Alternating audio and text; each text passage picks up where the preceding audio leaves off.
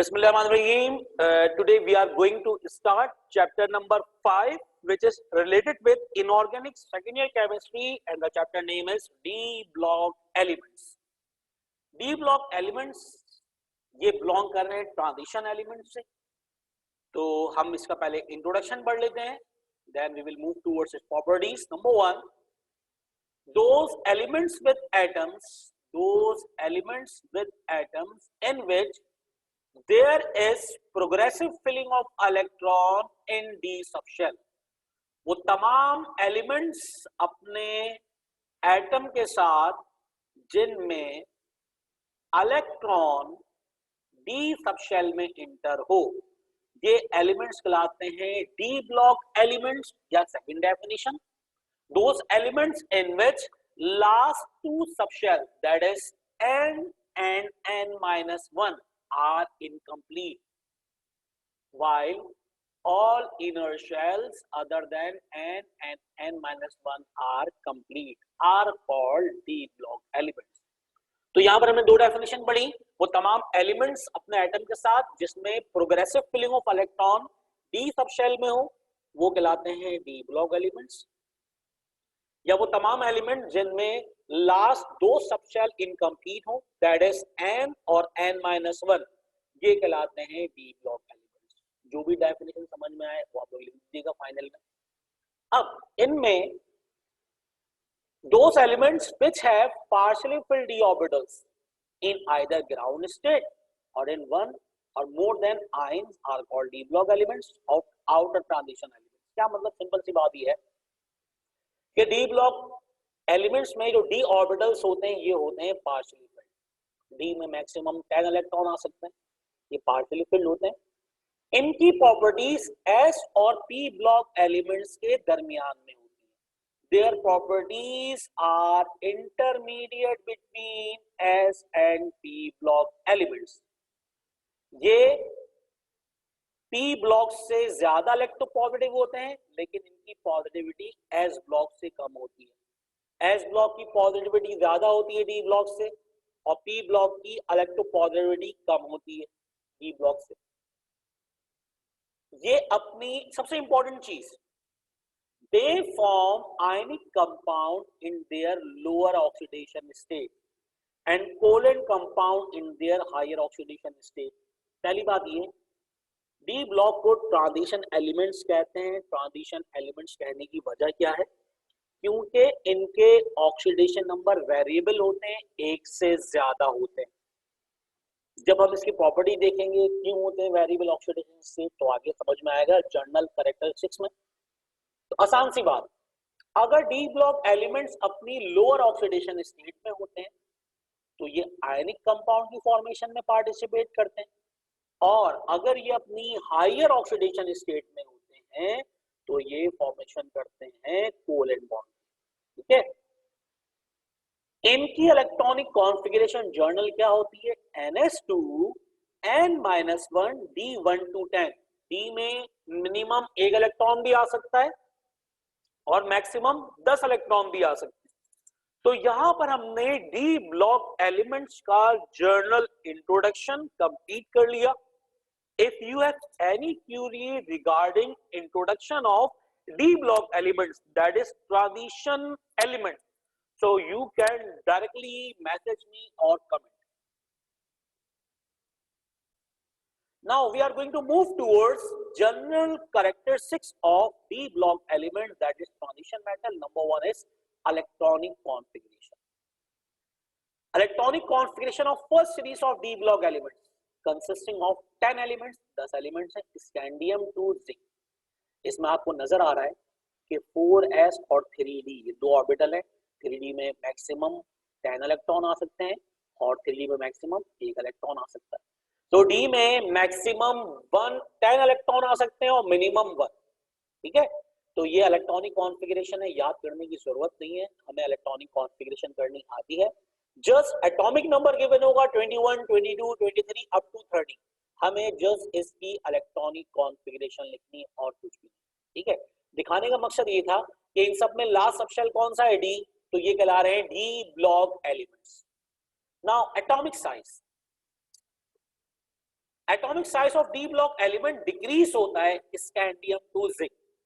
जब हम scandium Z21 से मूव करते हैं Z30 जिंक की तरफ, तो इसका atomic size, atomic radius decrease होता है due to increase in nuclear charge. जैसे जैसे हम स्कैंडियम टू जिंक मूव करते हैं 21 से 30 की तरफ, न्यूक्लियर चार्ज के बढ़ने से इनका एटॉमिक साइज स्मॉलर होते हैं और इनके atomic sizes S block element से स्मॉलर होते हैं, छोटे होते हैं। तो एटॉमिक साइज ये मल्टीपल चॉइस में आता है। ये डी ब्लॉक एलिमेंट्स में अगर हम स्कैंडियम टू जिंक मूव करते हैं तो एटॉमिक साइज पे क्या फर्क पड़ता है, एटॉमिक साइज डिक्रीज होगा। और अगर हम atomic size of D block elements को कंपेयर करें एस ब्लॉक से, तो atomic size are smaller than that of S block elements.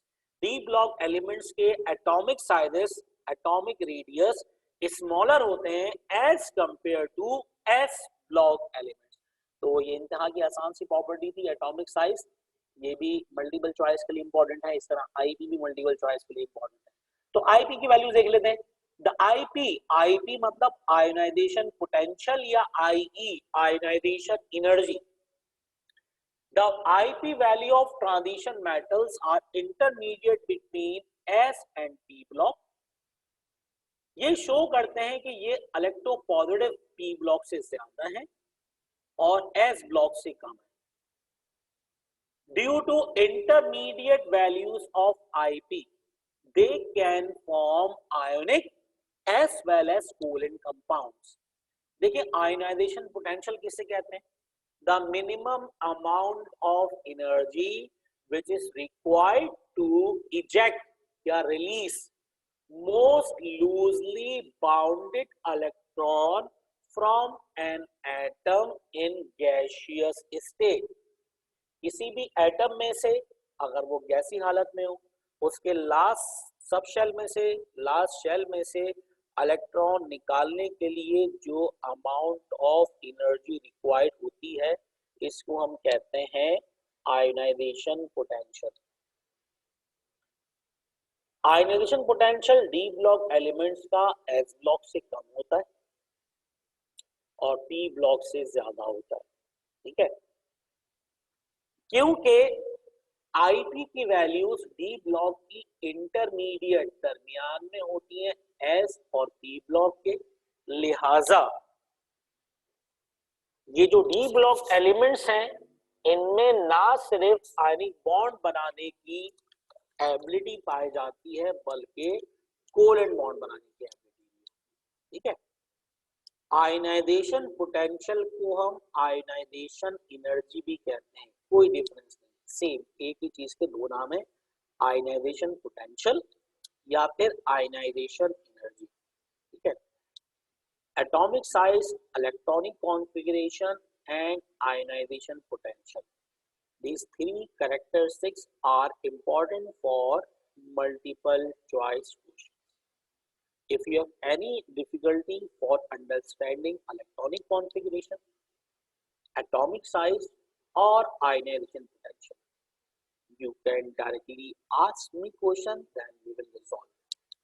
Otherwise we will move towards variable oxidation state. Now we are going to move towards variable oxidation state, which is related with short note variable। variable का मतलब एक से ज्यादा change, और oxidation state में भी +1 +2 +3 +4। Transition elements जो होते हैं ये शो करते हैं वेरिएबल वैलेंसी या वेरिएबल ऑक्सीडेशन स्टेट। वजह क्या है? इनमें समझे ये न्यूक्लियस है और ये लास्ट दो सबशेल है एन और दूसरा है n-1। इन दोनों के दरमियान एनर्जी गैप बहुत कम होता है। ठीक है, इतना कम होगा कि n-1 का इलेक्ट्रॉन कभी मूव करके n में चला जाता है और n का इलेक्ट्रॉन कभी मूव करके n-1 में आ जाता है। अगर n में एक इलेक्ट्रॉन है तो इसकी ऑक्सीडेशन नंबर होगा 1, n में अगर दो इलेक्ट्रॉन है ऑक्सीडेशन नंबर कितना होगा 2। Due to lower energy difference between n and n-1, due to small energy difference between n and n-1, ns and n-1 d. As a result, electron of n-1 d orbital as well as ns orbital take part in bond formation. तो n और n-1 दोनों के electron bonding में participate करते हैं, जिसकी वजह से इनकी ऑक्सीडेशन स्टेट एक से ज्यादा पाई जाती है. फॉर एग्जांपल टाइटेनियम का 3 ऑक्सीडेशन स्टेट है, +2 +3 +4. Chromium has 6 oxidation state, +1 +2 +3 +4 +5 +6. Manganese has 5 oxidation state, +2 +3 +4 +6 और +7. Iron has 2 oxidation state, +2 +3. Copper has 2 oxidation state, +1 +2. अब ये प्लस होने की वजह क्या है? मेटल में इलेक्ट्रॉन लॉस करने की एबिलिटी होती है, और डी ब्लॉक एलिमेंट सारे के सारे मेटल्स होते हैं जब भी ये फॉर्मेशन करते हैं पॉजिटिव आयन. ठीक है, तो मेटल का ऑक्सीडेशन नंबर हमेशा पॉजिटिव होगा, नॉन मेटल का ऑक्सीडेशन नंबर हमेशा क्या होगा? नेगेटिव. That is -1 -2. जिस तरह क्लोरीन -1, क्लोराइड ऑक्साइड -2. ठीक है, तो ये नेगेटिव में होगा. तो वेरिएबल ऑक्सीडेशन स्टेट में आसान सी बात ये थी कि डी ब्लॉक एलिमेंट्स के एक से ज्यादा ऑक्सीडेशन स्टेट पाई जाती है. वजह क्या है? क्योंकि इनमें last 2 subshell that is NS और n-1d, मतलब n और n-1 में एनर्जी डिफरेंस बहुत कम होता है, जिस वजह से दोनों के इलेक्ट्रॉन n और n-1 के इलेक्ट्रॉन पार्टिसिपेट करते हैं बॉन्ड फॉर्मेशन में, और ये आयनिक कैरेक्टरिस्टिक्स जो पाई जाती है इसके अंदर, कोवेलेंट कैरेक्टरिस्टिक्स पाई जाती है. तो ये फॉर्मेशन करते हैं असल में कॉम्प्लेक्स. ये पढ़ेंगे आगे शॉर्ट नोट. ठीक है, बस एक बात याद रखिएगा, अगर ये अपनी लोअर ऑक्सीडेशन स्टेट में होंगे तो ये इस्तेमाल करेंगे, ये इनकी लोअर ऑक्सीडेशन स्टेट इस्तेमाल होगी आयनिक कंपाउंड की फॉर्मेशन में, और अगर ये अपनी हायर ऑक्सीडेशन स्टेट में होंगे तो ये कोवेलेंट बॉन्ड की फॉर्मेशन में पार्टिसिपेट करेंगे. Now we have done variable oxidation state. Now we are going to move towards next property of characteristics of d block element, that is melting point. Melting and boiling point. Melting और boiling point इन elements का बहुत high होता है सिवाय zinc. ठीक है, zinc exception. ठीक है, the higher value due to small atomic radius provide greater intermolecular force of attraction. इनमें इंटरमॉलिक्यूलर फोर्स ऑफ अट्रैक्शन बहुत ज्यादा होती है, जिस वजह से इनके एटॉमिक रेडियस कम होते हैं, और ये होते हैं हार्ड. ये हार्ड मेटल होते हैं. जब भी इनके मेल्टिंग और बॉइलिंग पॉइंट की वैल्यूज क्या होती है? कम, सॉरी ज्यादा होती है. They have high values of melting and boiling points. उम्मीद है आप लोगों को मेल्टिंग और बॉइलिंग पॉइंट्स क्लियर होगा. Now we are going to move towards next property of d block elements, that is magnetic properties. Magnetic properties पढ़ने से पहले हमें 3 डेफिनेशन पता होने चाहिए. 3 डेफिनेशन क्या है? पैरामैग्नेटिक, डायमैग्नेटिक और फेरोमैग्नेटिक. पैरामैग्नेटिक किसे कहते हैं? आसान वर्डिंग में वो तमाम चीजें जो मैग्नेट से अट्रैक्ट होती हैं वो कहलाती हैं पैरामैग्नेटिक सब्सटेंसेस. वो चीजें जो मैग्नेट से अट्रैक्ट नहीं होती वो कहलाती हैं डायमैग्नेटिक, और वो चीजें जिनको हम मैग्नेटाइज कर सकें वो कहलाती हैं फेरोमैग्नेटिक. क्या मतलब भाई? मैग्नेटिक प्रॉपर्टी के अंदर number 1 paramagnetic. Many compounds of the transition elements are paramagnetic. They are attracted in a magnetic field. Paramagnetism is caused by the presence of unpaired electron spin in their ions and atoms of element. Examples are copper and manganese. चले, सबसे पहली बात, paramagnetic वो चीजें होती हैं जिनको magnet आसानी से अट्रैक्ट कर सकता है. वजह क्या होती है? इनमें अनपेयर्ड इलेक्ट्रॉन पाए जाते हैं. प्रेजेंस ऑफ अनपेयर्ड इलेक्ट्रॉन वजह बनता है मैग्नेट से अट्रैक्ट होने की. तो वो चीजें जिनमें अनपेयर्ड इलेक्ट्रॉन पाया जाता है वो मैग्नेट से अट्रैक्ट होती हैं, ये कहलाती हैं paramagnetic substances.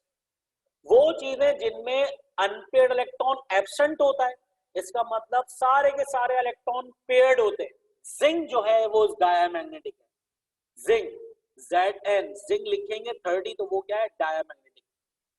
Zinc is diamagnetic, वो मैग्नेट से अट्रैक्ट नहीं होगा।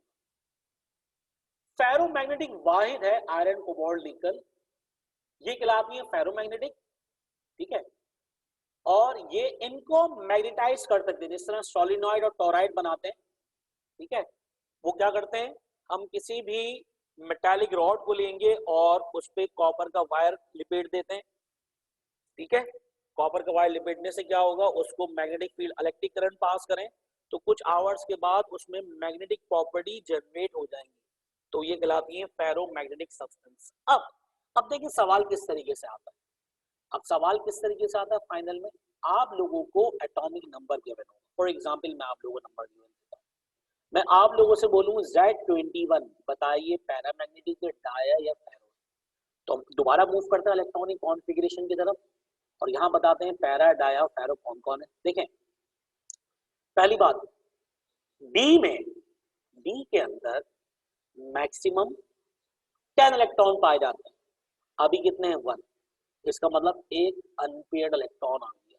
और डी में 5 हमारे पास क्या होते हैं, डी जनरेट ऑर्बिटल्स, ये फर्स्ट में पढ़ा होगा, d x y, d y z, d x z, मतलब मैं लिख के दिखा रहा हूँ आप लोगों को। डी के अंदर 5 ऑर्बिटल्स होते हैं, d x y, d y z, d x z, 3 orbital हो गए, d x square y square and last d z square. तो ये डी में 5 ऑर्बिटल्स पाए जाते हैं, हर ऑर्बिटल में 2-2 इलेक्ट्रॉन है, हर ऑर्बिटल में क्या आएंगे 2-2 इलेक्ट्रॉन। हमसे सिर्फ एटॉमिक नंबर देकर ये पूछा जाएगा, बताइए कौन डायमैग्नेटिक है कौन पैरामैग्नेटिक है, बस और कुछ भी नहीं। तो हम डायरेक्ट देख रहे हैं, देखें जिंक के लिए, जिंक पे आ जाए। जिंक में 10 इलेक्ट्रॉन है, 10 का मतलब 5 इलेक्ट्रॉन, 5 पेयर्ड इलेक्ट्रॉन्स हैं और इनमें अनपेयर्ड इलेक्ट्रॉन कितने हैं, 0। अनपेयर्ड इलेक्ट्रॉन 0 है, इसका मतलब जिंक में कोई भी अनपेयर्ड इलेक्ट्रॉन नहीं है, जिंक में कोई भी अनपेयर्ड इलेक्ट्रॉन नहीं है। तो इसका मतलब जिंक क्या हो गया हमारे पास, जिंक हो गया डाया। जिंक क्या हो गया, जिंक हो गया हमारे पास, ये जिंक आ गया, जिंक है डायमैग्नेटिक, ठीक है। तो अगर हम बात करें Z21 की या Z, चलो 23 ले लेते हैं, Z23। तो देखो Z23 के अंदर हम देख रहे हैं तो 3 इलेक्ट्रॉन का मतलब एक इलेक्ट्रॉन तो पेयर्ड हो गया इसमें, बाकी अनपेयर्ड इलेक्ट्रॉन कितने आ गए, एक अनपेयर्ड इलेक्ट्रॉन। अगर अनपेयर्ड इलेक्ट्रॉन आ गया तो ये पैरामैग्नेटिक है, तो ये क्या है, पैरामैग्नेटिक। तो इसका मतलब ये हो गया हमारे पास कि Z23 में, Z23 का मतलब डी में 3 इलेक्ट्रॉन, जब डी में 3 इलेक्ट्रॉन है तो एक तो पेयर बन गया, एक 2 इलेक्ट्रॉन पेयर्ड हो गए तो एक पेयर्ड इलेक्ट्रॉन है, और अनपेयर कितना हो गया, अनपेयर्ड इलेक्ट्रॉन एक बाकी है। तो तमाम एलिमेंट जिनमें अनपेयर्ड इलेक्ट्रॉन पाया जाए, भले से 1 हो 2 हो 3 हो, अगर अनपेयर्ड इलेक्ट्रॉन पाए जाएंगे तो इसका मतलब क्या हो गया, वो सारे के सारे पैरामैग्नेटिक। देखने में ऐसा लग रहा है, लेकिन असल में अगर मैं इसको 3D को बनाऊं तो 3D में असल में ओवरऑल 3D के अंदर जो इलेक्ट्रॉन है वो कितने पाए जाते हैं, वो जरा पेन निकालते हैं यहाँ से जरा हम देखें। डी के अंदर 5 ऑर्बिटल्स थे, dx, अगर ये बात कर रहे हैं किसकी, 3D3। एक इलेक्ट्रॉन आ गया dxy में क्लॉकवाइज, दूसरा इलेक्ट्रॉन आ गया dyz में, तीसरा आ गया dxz। तो कितने इलेक्ट्रॉन पेयर पाए गए इसमें, पेयर तो है नहीं, सारे के सारे क्या अनपेयर्ड। तो अगर अनपेयर्ड इलेक्ट्रॉन एक भी आ गया तो वो चीजें क्या होगी, पैरामैग्नेटिक सब्सटेंस। उम्मीद है ये आप लोगों को एटॉमिक नंबर अगर गिवन दें ये Z21, 22, 23 और 30, तो बताइए कौन सा डायमैग्नेटिक है, कौन सा पैरामैग्नेटिक है, तो आप लोग आसानी से बता देंगे। बहुत ही आसान सी बात। डी में अगर 10 इलेक्ट्रॉन आ गए तो ये क्या है, ये हमारे पास डायमैग्नेटिक है। और डी में अगर 1 या 2 या 3 इलेक्ट्रॉन है, अनपेयर्ड इलेक्ट्रॉन अगर पाए गए तो वो क्या है, पैरामैग्नेटिक। तो यहाँ पर हमने मैग्नेटिक प्रॉपर्टीज एंड कर ली कि कौन से एलिमेंट्स डाया होते हैं और कौन से पैरा होते हैं। If you have any sort of query regarding understanding diamagnetic or paramagnetic, so you can ask question, we will try to solve it. Now we have done general characteristics of d block elements. inshallah next classes में हम बाकी remaining general characteristics of d block end कर देंगे। जब तक अपना ख्याल रखें, till then अल्लाह हाफिज, फी अमान अल्लाह।